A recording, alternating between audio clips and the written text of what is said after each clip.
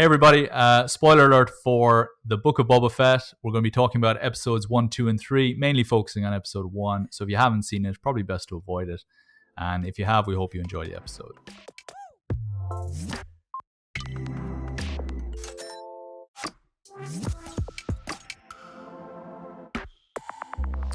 Hey everybody, welcome to another episode of The Script Department. This is John. I'm joined today by Brad. We're going to be talking about the Book of Boba Fett. And before that, if you haven't already, do check out our website, thescriptdepartment.net, where you can find all the latest stuff that we're up to, including script readings, other podcast episodes, our entire back catalogue of stories, and all the latest stuff that our global network of screenwriters are up to. You can also follow us on social media, hit the links in the description, and also subscribe to our YouTube channel and our podcast, available on all major podcasting platforms. Just search for The Script Department. Okay, Brad, it is said that the people who hate Star Wars the most are their biggest fans. That has been true for me with my experience of Star Wars. Before we get into talking about the Book of Boba Fett, I want to know, what's your experience with Star Wars? Where are you coming to with this show? What kind of baggage are you bringing with you? Are you a fan of the series? Have you been soured on it in recent years? Or where are you coming from with all this?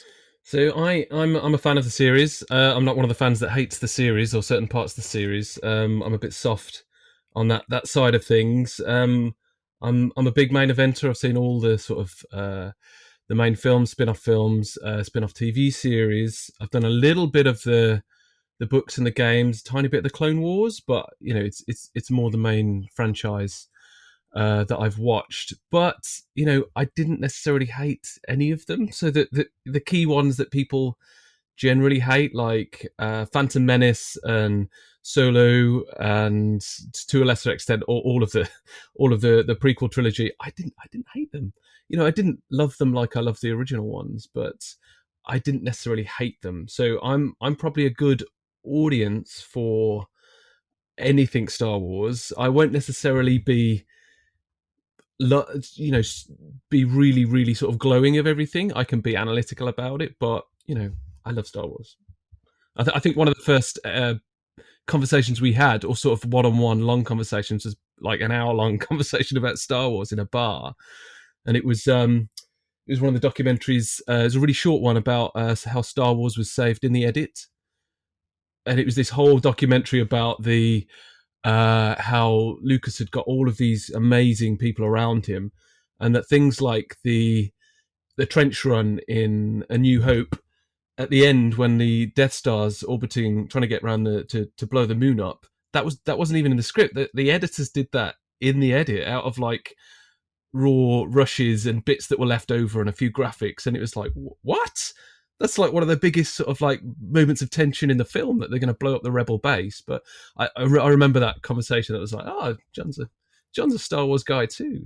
Yeah, no, I definitely am a huge... See, this is the weird thing. I am definitely one of those guys who love Star Wars to bits, but I am so critical of Star Wars as well. And, I'm only because I think as I've kind of developed my career as a screenwriter over the years, I think I've become more aware of the flaws that the Star Wars franchise has. And it does have flaws, like any franchise does, like any, series that has that many episodes or that many movies will have. But the funny thing is I'm actually the weirdest kind of critic of Star Wars, because I'm actually more critical of the original trilogy than I am of the prequels and now the sequels. I actually really enjoyed Rise of Skywalker, and everybody was talking about how they hated that film. I really love Attack of the Clones, and I think it's why I actually have gravitated towards the Book of Boba Fett a little bit, just because of the kind of the origin connection there that they kind of reference in the first episode. I love that kind of caper of somebody's tried to assassinate an important person in this universe. A Jedi is going to go off to try and solve the case. Meanwhile, another guy is trying to, he's like the bodyguard protector, and he falls in love with the person. You've got all of these very cool little stories going on in a film that, is not the best written film or anything like that. But, a film that most Star Wars fans tend to be very critical of. I'm actually so happy to just sit down and watch that film. Mm. So it's funny because I was very critical of Force Awakens and The Last Jedi until Rise of Skywalker came out, and then actually I watched all three of them and thought, I really love that trilogy. So Mm. I'm very, very strange with Star Wars. I've started to look at Star Wars, and we can do a whole other video about Star Wars itself as a kind of just as a brand and as a I think it franchise. would take more than one video, probably, wouldn't it? Absolutely. But I look at Star Wars now as episodic television. Even the movies, I just look at them as just like Christmas specials or something of an ongoing series of television. No, the Christmas special I was pretty critical of that. That which was was Boba Fett's first appearance. That was his first Is appearance. that wasn't actually it? his first I appearance? believe so. On screen, I think he popped up at some like parades and things when they were testing out his uniform. Nice. But yeah, he I think that was his first appearance. That's amazing. I wonder. Yeah, we definitely have to do an episode on that one at some point. But it's just that thing where I've started to look at Star Wars as television, even when they're movies. I just look at them as big episodes of television, and it's helped me to really engage with it on a much better level. I found the kind of I'm able to connect everything together more in my mind. I don't look at Attack of the Clones as separate from Clone Wars. I look at it as the pilot episode of Clone Wars almost. And I think Clone Wars has some of the best Star Wars stuff in it. I think that's a really strong show. I highly recommend it if you haven't checked it out. And the Bad Batch as well is really good. I do think Mandalorian is the strongest Star Wars story. I loved every second of that. And I've watched it with people who don't like Star Wars, and they love that show as well. I know lots of people who don't enjoy Star Wars and never got into Star Wars, and they love Mandalorian as well. So I think there is something really special there about it, and we will talk about Mandalorian. I think it's been made with love. I mean, you can see that Favreau he's all over it. He's literally all over it. There are already a number of documentaries or even episodic TV shows of how they made it and how the directors all worked together and the team he put together. And it's almost like he made a whole bunch of films all at once. And you can see on the screen, it looks like a film. It doesn't look like a TV show. It looks like a film. And it looks like the I guess the more recent Star Wars films, that visual spectacle that you get from it. And it's beautiful, and you can see it's been made with it's a labor of love, and they've just been so meticulous about it. They even got George Lucas in not to necessarily work on it, just to sit there and nod as they were doing stuff to get sort of his approval. So they're really into the legacy of it as well, and they're I guess most of the people, or I guess the production and direction team, sort of the top end of it would have been right in it. Where teenagers when A New Hope came out, they would have been, or sort of like young teenagers or about to turn teen, and it's this they would have just had that in their head their entire life growing up. That sort of experience they had sort of watching this when they were younger, and now they can make more of it, and they're doing a good job of it as far as we can see.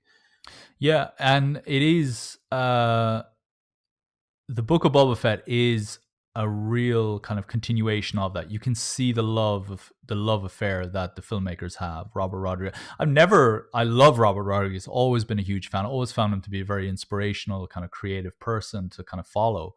If you've ever read his book Rebel Without a Crew or anything, I mean, it's such a great book. And the idea that this guy who directed some of my favorite childhood movies like Desperado and even Sin City, I used to love Sin City. When it first came out, just blew my mind when I saw that. The idea that this guy is now helming a big Star Wars project like this is really special, I think, for me actually. So it is that thing where I've got this real love affair with it, as you do, and we're but it feels good that we're in that faith we've got, or that trust we've got for the franchise is in good hands.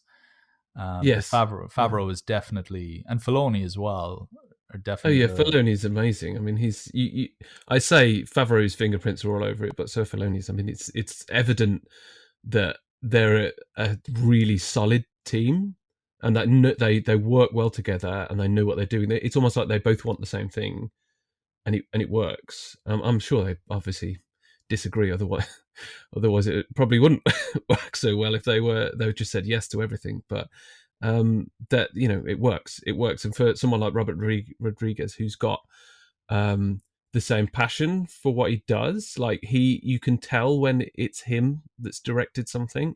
You can tell it's a Robert Rodriguez film, or in this case a TV show.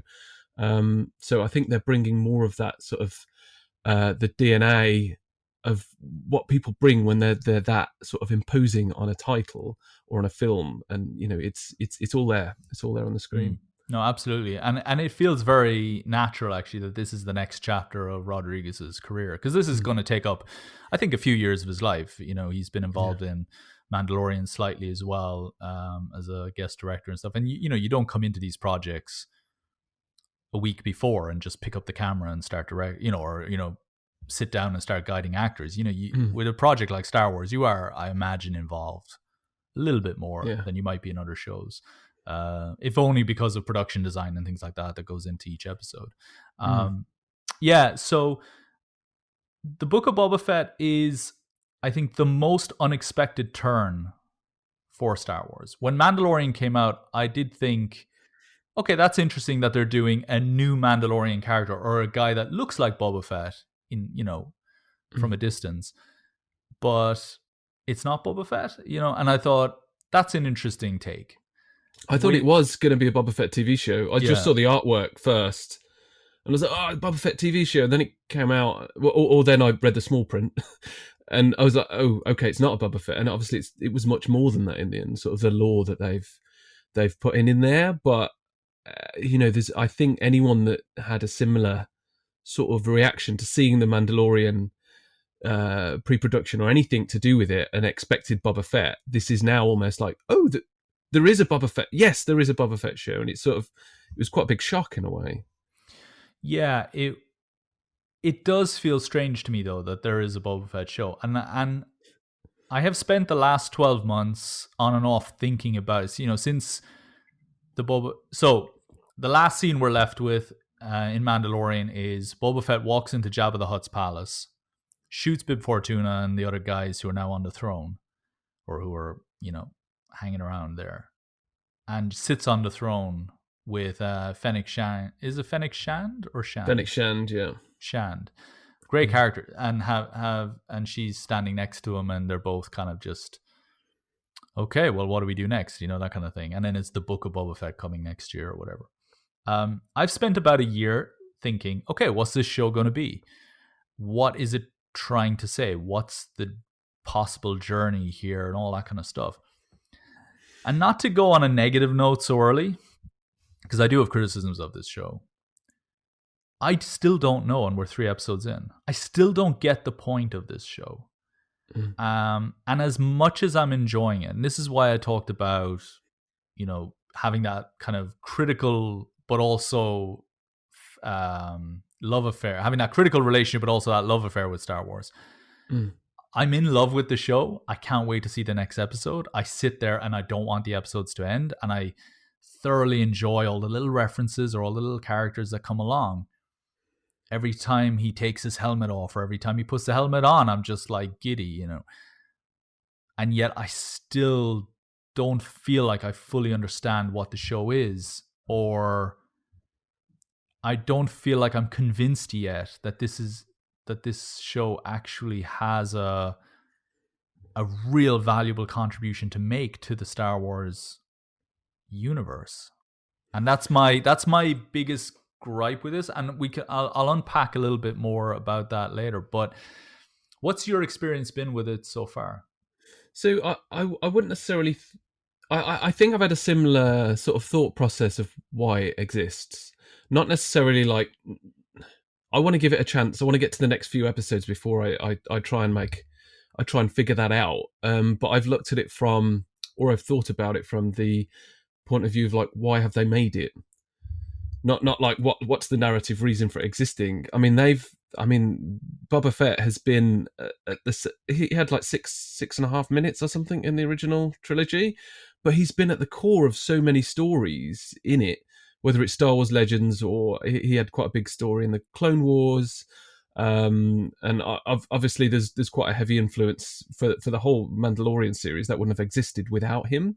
So he's this sort of like legendary core character with minimal screen time. Everyone wanted to be him, even though he put Han Solo in carbonite, and there was all, there's this whole lore behind the guy, and fans, real Star Wars fans, if they go, I bet you could have asked 100 of them who they want a TV show made of, and they a fair proportion of them would have probably said Boba Fett, because he's the. I remember growing up, who's the coolest guy, and I didn't really understand why. I thought he was cool, but I didn't know. He's like, well, he was in it for a little bit. He is cool, but I don't know why. And there's this sort of mystery behind him, particularly like when he I think he appeared in season 1, very very briefly, of Mandalorian. His feet appeared when he came to save Shan from the desert, her death in the desert, and they'd got his spurs. Even that's not in the new. That's not in the Boba Fett series. Unfortunately, it'd probably get really annoying. That it's just everywhere he walks. But they had his spurs, and that was a nod towards it. And from that point onwards, everyone was like, okay, there's going to be a Boba Fett show. It's definitely Boba Fett. But I think the key question was how he escaped the Sarlacc. Like, that was what everyone wanted to know. The second there was a glimpse of the fact that he might be alive and he might be back, the question was the Sarlacc. It was, how did he survive getting digested over 1,000 years? And I mean, they hid it straight away. They don't. I think that could have been like a thing that hung over the show if they waited till the last episode to sort of like, oh, this is how he got out. Like, people, I almost think it would have been obstructive for the story. But they hid it straight away. They sort of show what happens, and it's pretty gross in there, really. It's and you understand why. I think when he appeared in the Mandalorian, he looked quite, I guess, Sarlacc-y. He's quite melted. Yeah. Like, oh right, oh, I see why that. I see how that happened. I remember when he in season 2 of Mandalorian, I think episode 1. I think the Mandalorian got the armor, the Boba Fett armor back, or he retrieved the armor because out of kind of principle, like, this isn't your armor, so I'm going to take it back as a Mandalorian. And Boba Fett is watching him from a distance at the end, and I remember it just being like, oh my god, he's back! Like, this is actually, we got to see Tamara Morrison again on screen, and yeah, that was such a really special moment. I mean, when was the last time you saw that face in Star Wars? How many years ago? I mean, it's God. The way that they went back to the original series and re-voiced Boba Fett with Tamora Morrison, I was like, oh, they're making him important. I don't know if they intended to. Well, I'm pretty sure they didn't intend to use him beyond the prequel trilogy. But then, of course, I believe he voiced other things. Like, I think did he do some of the Clone Wars? I'm not entirely sure. I think so. I think it sounds like he's in the Clone Wars every time there's a clone character, but I'd be very surprised if he voiced every single clone character.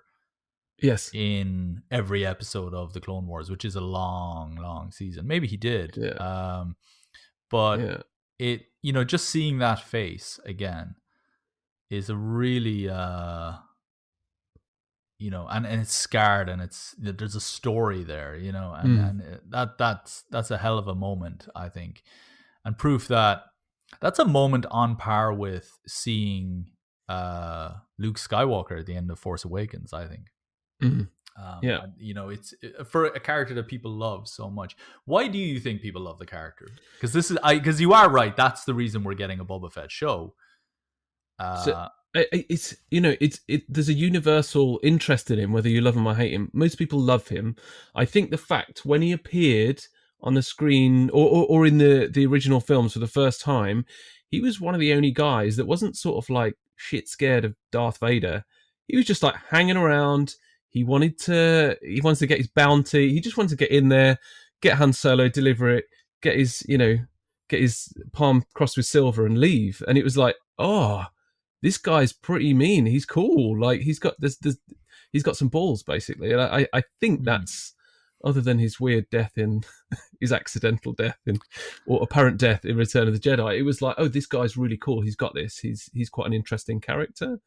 I always thought that the worst thing about Return of the Jedi for me is the first act, where it's, you know, Jabba and all that. And I thought the whole first act should have just been like the greatest car chase, you know, in space, whatever, you've ever seen between the Falcon and Slave One, Boba Fett's ship. And it should have just been, it's the rebels against, it's like Leia and Chewie or whoever, Lando and Chewie against Boba Fett.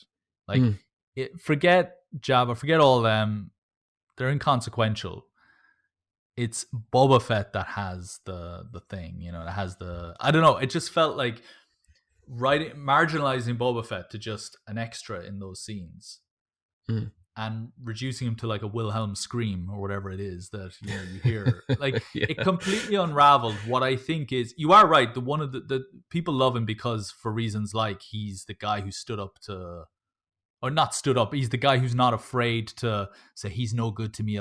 He's sort of standing there with his chin up, looking at Darth Vader. He's not scared. Everyone bows to Vader. He doesn't. And I think that's, and he's like, as you wish or whatever. And it's just like, he's got an attitude problem with Vader. And I love that. There's the moment where he, in Cloud City, where he's waiting for Luke. He knows that Luke is standing there, is going to come around the corner, and he turns around and he blasts him. And it's this great kind of, it's those little moments of, oh, he's smart. And it's the waiting, because he knows the Falcon is with the garbage out in space in Empire Strikes Back. He knows he's there following them. You know, he's smart. Everyone else is like off on this planet or off on that planet looking for Han Solo. And this guy knows exactly where they are, you know. And I thought that those are the moments that make him really interesting. But all of that gets written off in Return of the Jedi, where he's got a faulty jetpack or something, it seems, you know. It's just, someone bumps him and he slips off, and he screams like the way, I don't know, like in a comical way, in like a cowardly kind of way, and. It is the stock scream, isn't it? They use is that, they do, yeah. Is it the Wilhelm or the Howie Long or whichever one it is? There's two of them, isn't there? But it's just, like, and I just think that is, it completely unravels what those few cool little moments that you got from him in Empire. And so it is nice to see him being restored to some sort of an intelligent human being in the Book of Boba Fett. So the Book of Boba Fett itself, episode 1 shows this bounty hunter's fall from grace. It opens with him in the Sarlacc pit, which is like this monster that swallows you up in the sand, keeps you there for like 1,000 years or something like that. And we get to see the kind of the disgusting kind of horrific fate that awaits him. There's like a stormtrooper in there that's got green kind of stuff on his helmet, like it's like acid or something. Like it's already, it's really like, okay, yeah, you need to get out of here, man. And then his suit is taken by the Jawas, and then he himself is captured by the Tusken Raiders. Over the course of the episode, we see the majority of the episode is a flashback. Would I be right in saying that? Yeah, I think it's going. It seems to be going back and forth a lot. I think obviously they're using the Bacta tank. It's almost like his flashback tank. Like they use that a lot, and it doesn't just flash back to that period when he comes out of Sarlacc, which I think is around about 4 or 5 years before. It goes back to scenes on Camino and Geonosis with with Django, his father, and you see the sort of the beheading, or you see him sort of picking the skull up, and you see the waves on Camino, that in that amazing scene where it's got the towers in the clone facility where he grew up, and it, I feel that I almost expect that that's going to be happening throughout. Again, I think that's we can probably revisit that again and again, because they need to sort of explain what he's been doing for the last 5 years and how he got out of the pit, for example. But it's a nice thing that they're using the Sand People, I think, in these flashbacks, because as far as knowledge is, there was a lot of them slaughtered by Anakin, and the original sort of Sand People are startled easily, and that was kind of our knowledge of them. It's like, oh, there's this, they're not just these barbarians, they're not just these savages, they have a society, there's something going on here, and I'm quite excited to see where they go with that. I think there's probably some quite interesting paths for this flashback process to sort of follow. It'll be quite nice to learn more about Tatooine in that way, that we've never seen it before. It's always been going to spaceports, droids trudging through the desert. It's not been like the sort of nomad lifestyle, of living in the desert. You know what I mean? And I think this is a new way of looking at such an iconic planet in the Star Wars franchise. I think, so the story, as we said, it's him in the present as a kind of sitting on the throne in Jabba's palace. He's meeting all the kind of the high-ranking people around the town. They're paying him tribute. Now he's the new boss, so to speak. The mayor is clearly resistant to him and so on. And there are some assassins out trying to get control of the throne, and he and Fennec have to kind of just fend them off. But he's clearly weaker than he was. He's relying on the Bacta tank, this kind of healing pod, in order to rejuvenate and regenerate, kind of like Vader used to have to use. Yeah, he's quite hobbled in a way. Yeah, he can't take as much of a beating as you might expect, I guess. Yeah. I guess in the way that we see Vader healing and all that kind of stuff, it's in a similar vein, but obviously he's. It seems like every time he gets knocked on his ass, it's gonna be like, oh, quick, back to the Bacta tank for another flashback. Quick, go. It's very much it's like a video game where I need to go back to the vendor where I can buy some health packs, and then go back into the battle again or something like that. It's very strange. But it's in those moments where he's resting that he's then flashing back to. The very, very quick flashes of him in Camino and, seeing his father leaving, which I find very, very interesting. This idea of my father leaving, that's something that's really lovely, actually, because one of the things that stood out for me in Attack of the Clones, which I don't think gets enough credit, actually, is the idea that Boba Fett tags along with his dad on that mission when they're chasing Obi-Wan. Like, his dad puts his son at risk. Obi-Wan could have blown them both out of the sky, and he puts his son at risk, bringing him to these places and all that. And it's, it seems like a loving relationship, definitely. But the idea that there seems to be some sort of reference to him, I don't know, that's what I picked up on. I don't know what you felt about it. But the idea of it's always him looking at his father flying away in the ship, in that way of, oh, dad, come back, or why did you leave me? Or, I think out of context, it could be read as I was left behind, or my father was never around, or something like that. I don't know if that's the road they're going down, but there's something quite interesting there in the fact, like, why do they keep referring to those flashes? I think there's I've always thought through those flashes, even when they were happening in the prequel trilogy, when you were seeing them, it feels to me like they were always trying to humanize Boba Fett.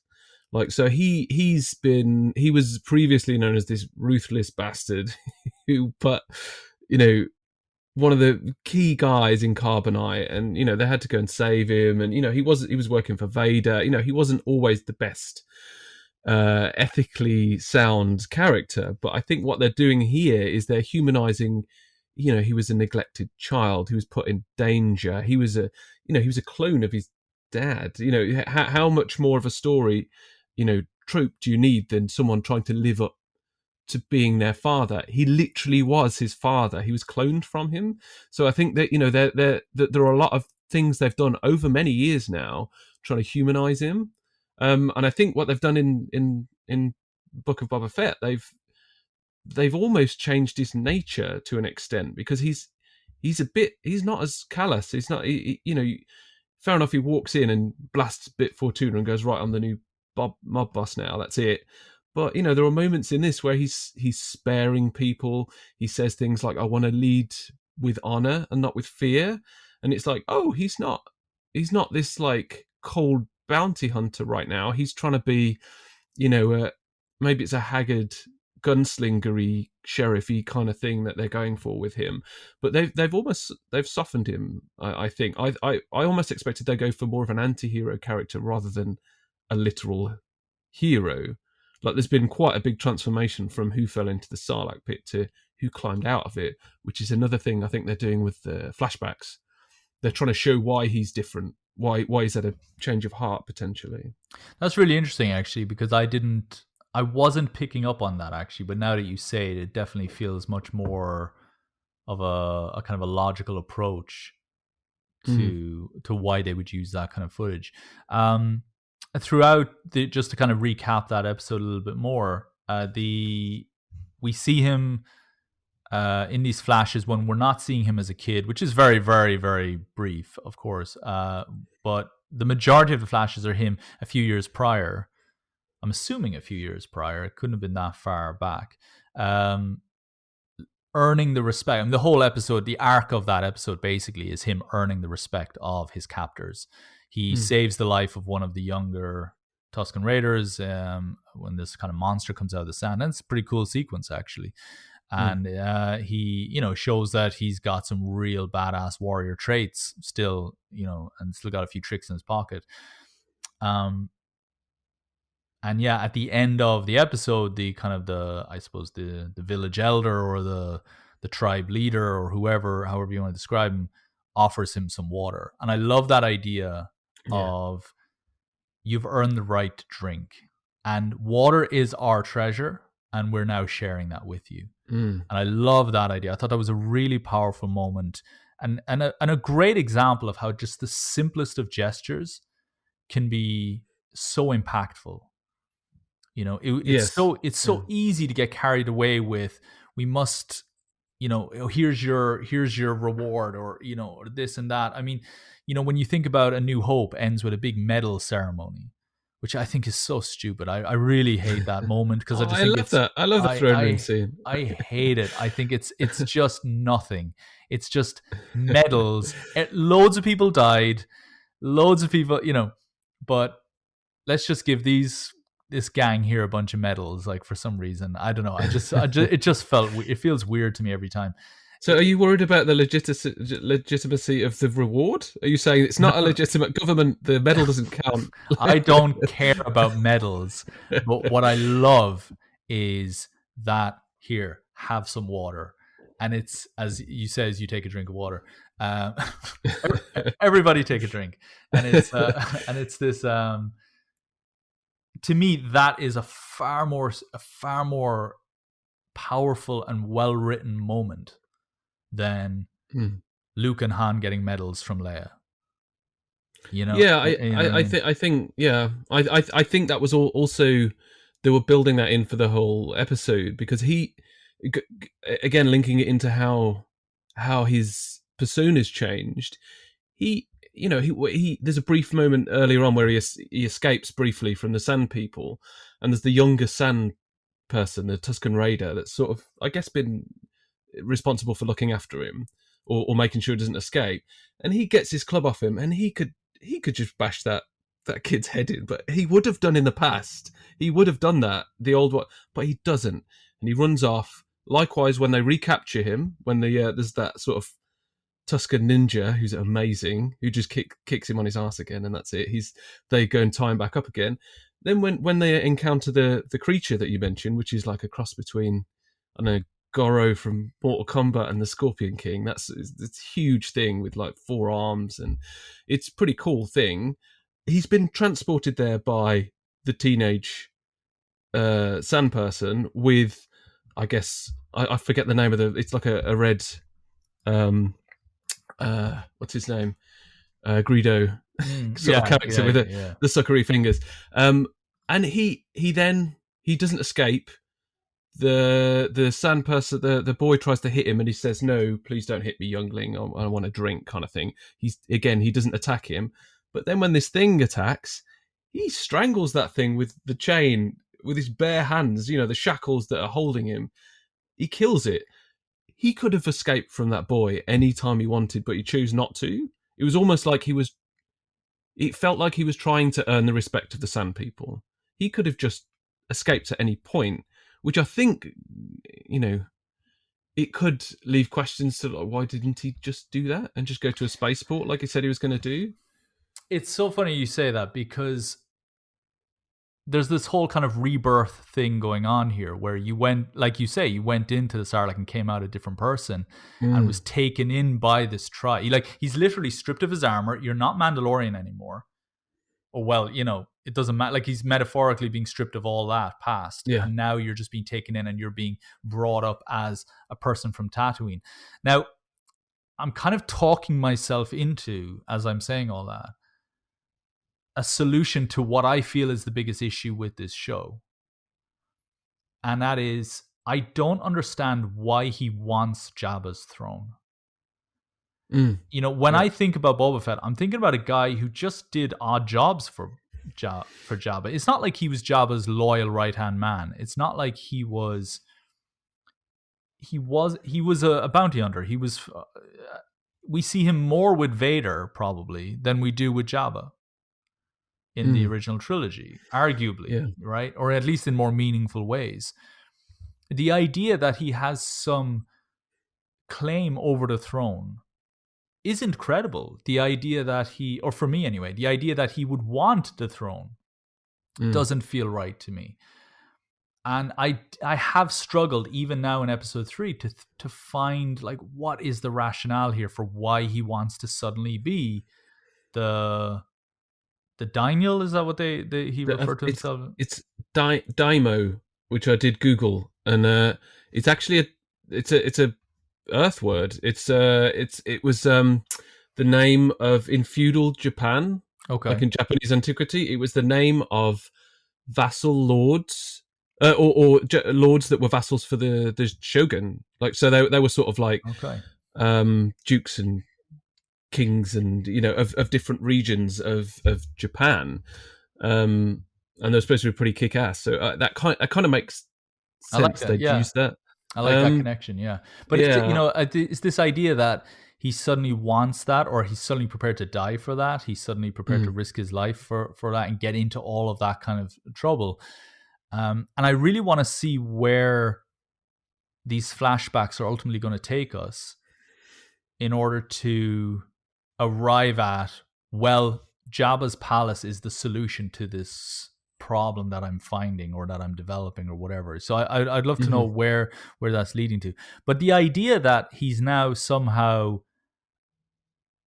it's almost, after talking with you now about this, I'm almost wondering, is it a case that he sees this as a way to help the Tusken Raiders, or that he sees this as a way of being of helping the people of Tatooine because they helped him? Maybe. I don't know. I hadn't thought about that. Like what I did think it was him struggling between his old personality and his new.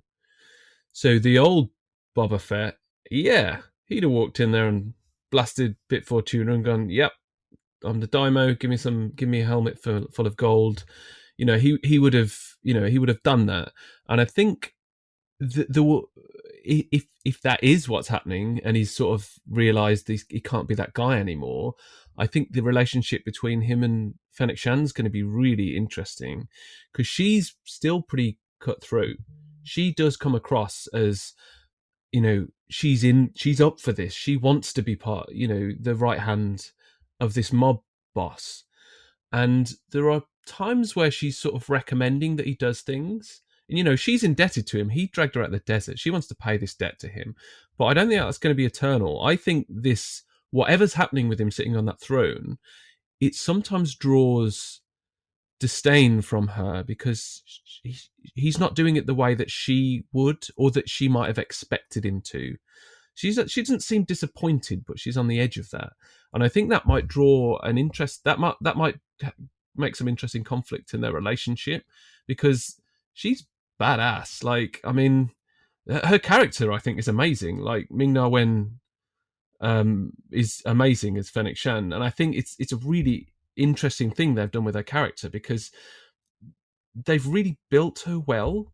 Like, in a series that is obsessed with like femme fatales and gold bikinis and things like that, they haven't like gone anywhere near that. They haven't sexualized her character. She's just a really cool sort of bounty hunter, and I think it's now she's become sort of almost center stage of this series. You can see that she's going to be supporting this. Boba Fett is a little bit weaker than he has been, and maybe there'll be a point she goes beyond that and she takes over from him, whether it's mutual or not. I think that what they've done with her character is really interesting. I have been wondering where it's going to go, because right now she is very much like, she's the, I can't move as fast as I used to, you're going to move for me, and like, he has that great line where he kind of yells, or Fennec, take them alive, or alive, that kind of thing, when she goes after the assassins in that episode. She does prove herself really effective at beating down these, what we learn later to be like world or galactic famous assassins. They're kind of almost like the Black Widows of the. Yeah, I wasn't too impressed with those guys. I thought, one of them gets obliterated by one of his wrist rockets on the wall. It's like, oh, he could have maybe gone for cover, or like, they weren't that great. And in episode 2, we'll talk about that, I guess, in the next one. But they really make these guys seem very coward, or it's easy to get the better. It's easy to deceive them into kind of just making them talk, So there's a bit of kind of clumsiness, I think, on that part. Okay, I have an issue with Boba Fett taking off his helmet again and again and again. And I kind of have an issue with him wearing his uniform at all. That might sound very controversial, but the idea, I loved seeing Boba Fett in Mandalorian wearing his desert garb. Yeah. Wearing that black. It's very cool. Very strong. I mean, say what you want, but Boba Fett knows how to look cool no matter what he does. You could give him a black bag and he would make it into something stylish. Yeah, I mean, he looks great. He comes in swinging that club, doesn't he? And when you first see him in The Mandalorian, and he's awesome. He really is. But I think he was better in that, without the gun, without the rocket pack, without the kind of the armor. It was so much better seeing this man who resembled almost like Alec Guinness in A New Hope or something, just kicking ass and taking names, and being the Obi-Wan of that show, being the wise old leader, or the once former legend, or something like that. There was something so much more profound to the way he handled himself in those few episodes, I think, than what we're getting here. I think what we're getting here, this guy who, I remember, one of the criticisms about in Attack of the Clones, and this is kind of often a tangent, but hopefully I'll be able to bring it back. The idea of Yoda and Christopher Lee having a lightsaber battle. And the whole argument was they shouldn't be. Yoda doesn't need a lightsaber. He's beyond Mm, all of that. It's like his whole knowledge of the Force is so ahead of everybody. The lightsaber is pointless for him, right? mm, And and when someone said that to me, I thought, oh yeah. And I kind of feel Boba Fett now, and I think this gets reinforced with future episodes. Boba Fett doesn't need the armor now. He doesn't need the helmet now. When you look at that face, you're like, wow, I'm not going to fuck with mm. that guy. And when you Yeah. look, when you see that black garb that he's got, that kind of the desert kind of clothing he's got on, you just think, yeah, I definitely don't want to get in this guy's way. And he's got this big Mm, staff and everything. To me, the Boba Fett outfit itself now has almost become obsolete or inferior. mm. Not only because we've seen Mandalorian in a what seems like a much cooler kind of outfit, if I dare I say, but I don't think Boba Fett needs it anymore. In the same way that Yoda doesn't need a lightsaber. Maybe not. I mean, that Mm, might be the case they're making with the yeah, helmet coming off constantly, and the fact he's literally in his undies for some of the scenes in the Bacta tank. You know, for me that aspect of it is slightly jarring, but I don't know if it's a bad thing because this feels really original trilogy. It's sandy, it's hot, there are droids and aliens, and it feels really original trilogy. There's not like the Galactic Senate and that kind of stuff, and it's not this. Actually it lacks a little bit of the space opera. It feels a bit smaller. So you get the sandy expanse, but then I think the rest of it's sets, and it feels like it's set, so it gives it a slightly smaller feel. It gives it a slightly small feel. I find I don't think that's bad because they're trying to concentrate it in one place, so that probably plays to it. But I think to your point, maybe they are trying to say he's moved on from being that character. So that's why the helmet comes off. The original series, none of the helmets did come off.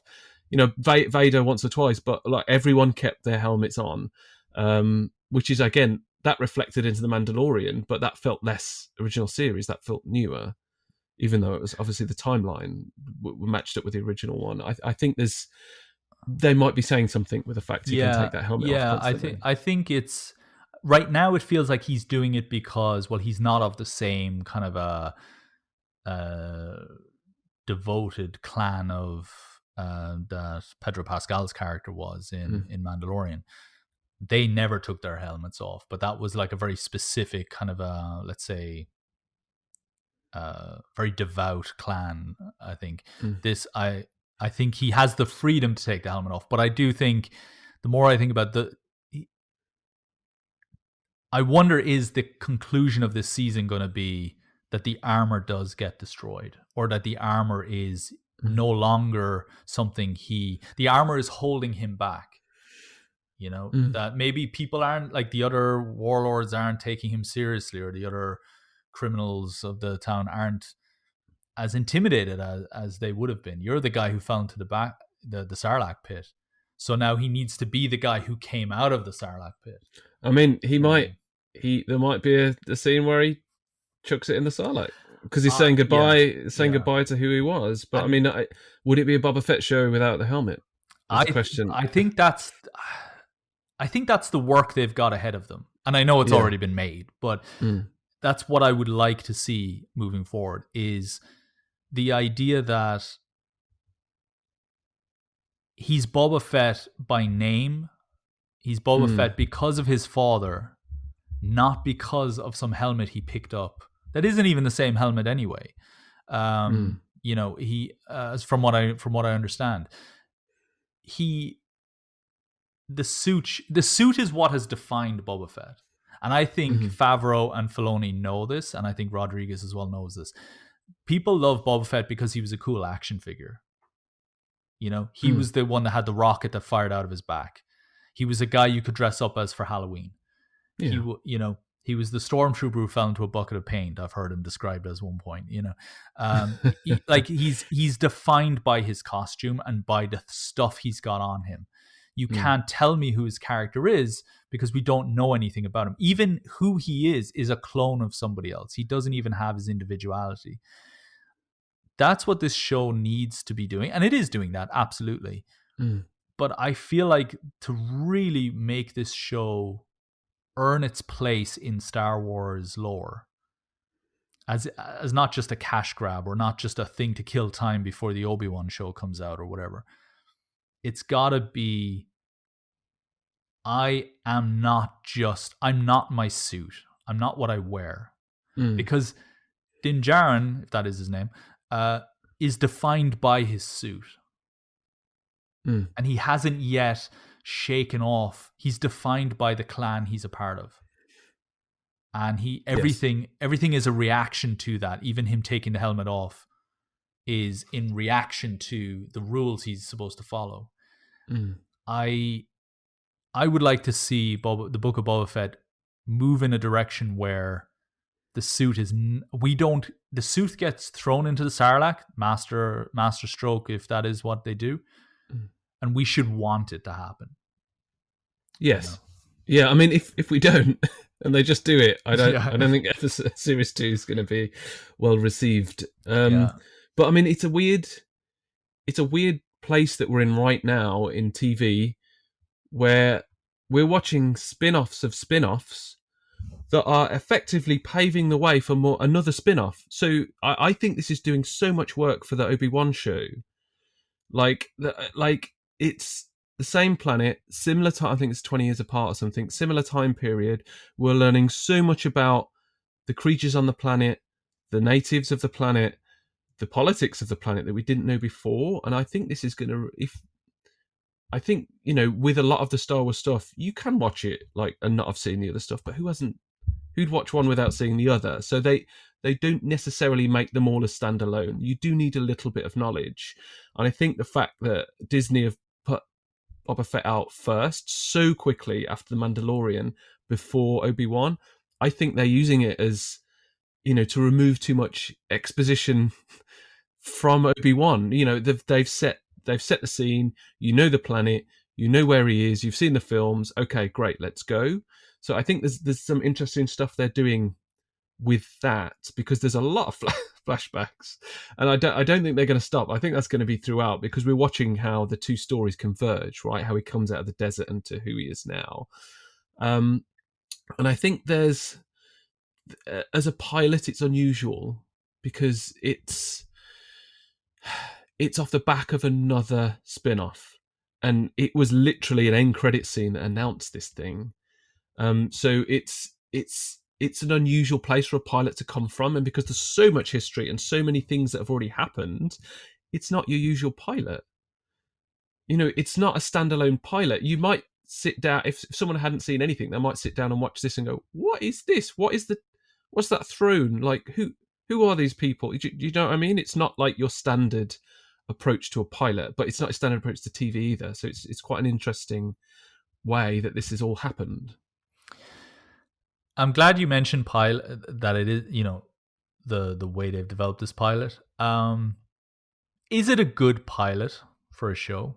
Could you get away with writing a pilot like that? I ask because when I think about the pilot of Mandalorian, this was their first serious kind of foray into Star Wars television that wasn't animated episodes that, very good, very well connected stories, but I don't think there was as much of an expectation. I don't think the industry analysts are wondering how Clone Wars will affect the share price of Disney, whereas Mandalorian was a launch title for Disney Plus.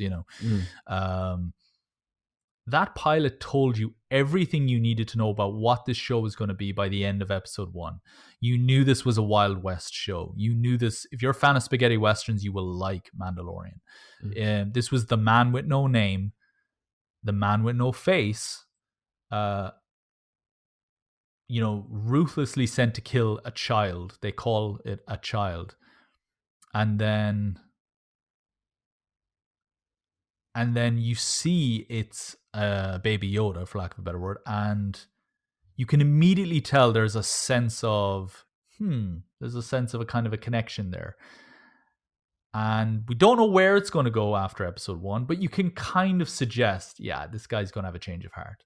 You Yeah, knew. I think that journey's been so important to like these TV shows from Star Wars that Disney are doing. Like they've really thought about this and how they were going to do it. It wasn't just like, let's put a baby Yoda. I mean, everyone loves a baby Yoda. Let's make a Grogu and get him on the screen and, you know, masterstroke. But the way that they've grown their relationship could be on any drama. Yeah. You know, it doesn't have to be Star Wars. Like that relationship they've got there, it could be on a drama, could be on a thriller, could be on a horror. Like it's universal, that relationship they've built between them. But that's the thing. I totally agree with you with that with Mandalorian, but I do struggle to see that with Boba Fett. I don't feel like that they adequately set up what this pilot is.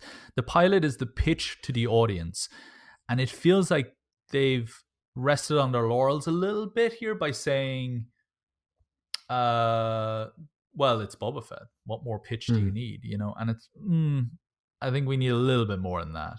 You know, so I know it's a different, it's entirely different people, but it is the same entity with Marvel and what they did with WandaVision. So that pilot was bonkers, and I watched that and I didn't know what was happening. You know, I knew what they were doing from the comics, but as going in, if I imagine I went in cold, I'd be like, what was that? That 20-minute black and white, what was that? And that was that wasn't a pilot. Of course, it was episode 1, but it wasn't a pilot in sorts. And I almost feel this is a similar kind of thing. They're just growing it from the start instead, which is it's a brave route. It can be a dangerous route because there are so many things to watch now, and there's only going to be more. And especially if they're releasing it week by week like they are, if you watch one and you didn't like it, 7 days later you might go, I'm just gonna, you know, I'm gonna watch the rest of The Expanse, or you know, whatever you choose. There's more stuff. So loyalty to Star Wars is high, of course, but loyalty to certain TV shows might not be. So it's a risk they're taking, the same as they did with WandaVision. But WandaVision did well. Like people did stick with it and they did give it a chance, and it was well received. And they might be doing a similar thing with Boba Fett. It seems a little bit wishy-washy now at the start, and it seems like, oh, what is this, a crime boss? Is it a mob boss thing? What are we looking at here? Is it a exploration to the native peoples of Tatooine? What are we seeing? I think it will become, you know, more evident as the show goes on, but I think it's a risk. It is a risk. I think with that, we've said everything we can say without talking about episode 2. And yeah, I nearly said a few things then. We'll return to episode 2 next week. Guys, thanks very much for joining us today. We'll be back with another episode tomorrow. And in the meantime, make sure to check out our website, thescriptdepartment.net. Find us on social media, links in the description, and subscribe to the podcast and the YouTube channel if you haven't already done so. We'll be back again tomorrow. Thanks, Brad. Cheers.